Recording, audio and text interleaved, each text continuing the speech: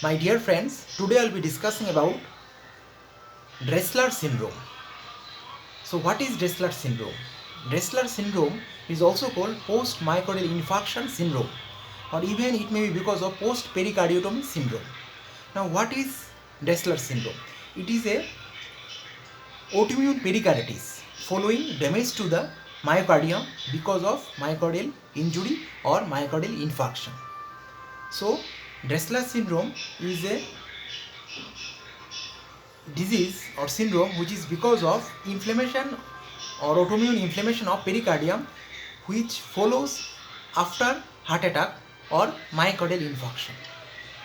So this is because when there is a myocardial injury or damage to the heart tissue because of myocardial infarction or heart attack, this tissue, dead tissue, will be exposed to the circulation.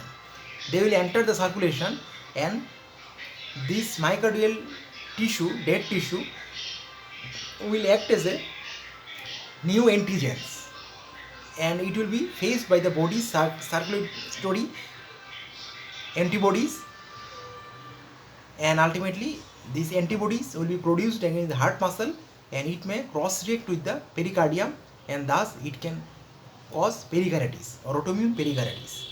So it is an autoimmune inflammation or autoimmune response to pericardium in response to or after myocardial infarction or following a heart attack. According to some research, even after cardiac procedure or even after trauma to the pericardium or heart injury, this Dressler syndrome may be caused. So what are the clinical features? The clinical features are fever, then pleuritic pain, then pericardial pain, then even sign symptoms of pericardial effusion may be there, then there may be low grade fever, beside there may be chest pain, then pericardial friction rub because pericarditis may be there, then it mostly occurs after 2 to 3 weeks following a myocardial infarction. So after 2 to 3 weeks of myocardial infarction, Dressler syndrome generally appears, and it can lead to pericardial tamponade, which is a very emergency and life-threatening situation in rare cases. So one of the rare complications of Dressler syndrome is pericardial tamponade or cardiac tamponade, which can give excessive accumulation of fluid around the heart. So heart cannot undergo diastolic expansion. So because of excessive accumulation of fluid, it gives a pressure on the heart, and that's why the diastolic expansion is compromised, which ultimately prevents the end diastolic volume, and because of that cardiac output will be decreased, and ultimately it leads to the ineffective or inefficiency of heart. So pericardial tamponade or cardiac tamponade is an emergency condition which can be because of complication of Dressler syndrome also. Now, what are the various complications of Dressler syndrome?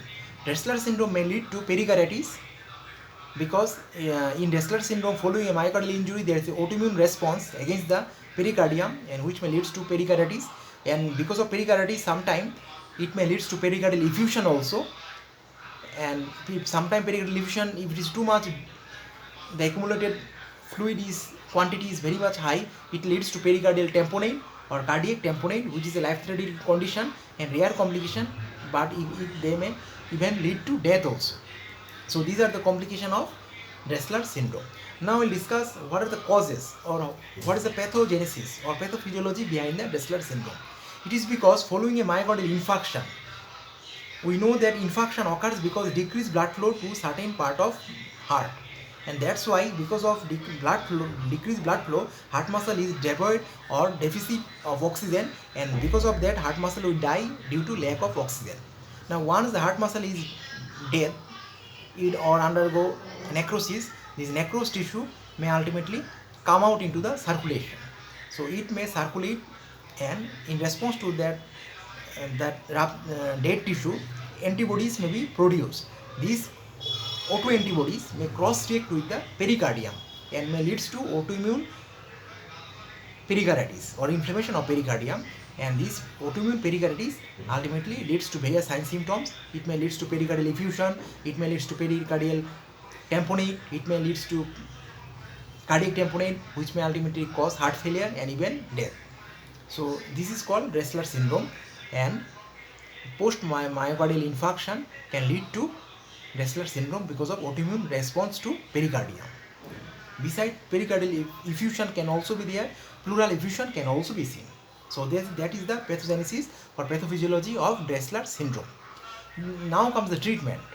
Now when it comes to treatment, Dressler syndrome is treated with high dose of aspirin. What is aspirin? Aspirin is also known as non-steroidal anti-inflammatory drug, which is a platelet aggregator preventer. It prevents platelet aggregation, anti-inflammatory. At the same time, it has analgesic function also. So high dose of aspirin is responsible for prevention of inflammation in the pericardium.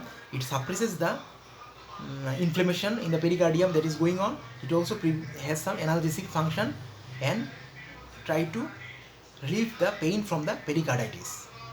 Auditotional chest pain can be relieved. In some rare cases or rare resistant cases where aspirin is not sensitive to those persons, or many persons are not tolerant to aspirin, corticosteroid can be applied. Corticosteroid sometimes can also prevent the inflammation. It is an anti-inflammatory mediator. It prevents anti-inflammation, or it prevents inflammation. Corticosteroid actually it is best known for T cell suppressor. It prevents the inflammation that is going on in our systemic circulation. So it prevents inflammation, and it also relieves from the sign symptom of pericarditis and inflammation of pericarditis. So in some resistant cases, when the person is not sensitive to aspirin, then corticosteroid can be applied.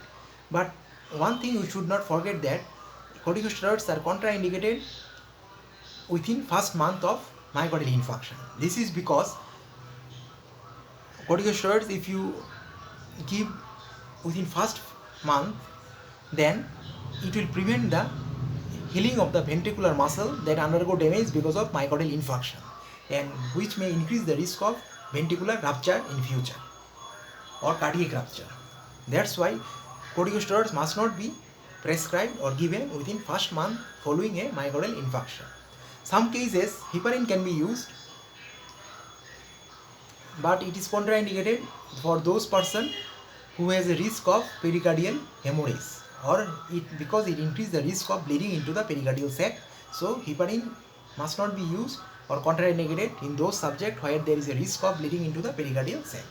So this is the treatment modality, and when it comes to treatment, aspirin is the treatment of choice or drug of choice. It is an antiplatelet, but at the same time it is analgesic, anti-inflammatory. It prevents the pain of the pericardium as well as inflammation of the pericardium, and thus it also helps in prevention as well as relief from the sign symptoms of Dressler syndrome.